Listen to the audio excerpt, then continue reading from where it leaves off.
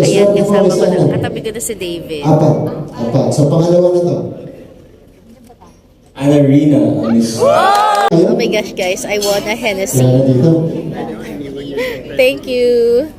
First time kong ma-meet sila Barbie Fortesa at David Licauco sa maging sino ka man MediaCon. Pero gusto na nila agad akong lasingin. Pero thank you very much for this souvenir, Barda. And thank you, GMA, for this invite dahil gustong gusto ko talaga silang makita in person. First time ko ding makita ang mga veteran actors na sila Jean Garcia at Jean Saborit. Ang gaganda pa rin nila at astigan pa rin sila Jeric Raval at ER Ejercito in person. It was also lovely being up close with Faith Da Silva. She's so nice. She's beautiful and sexy.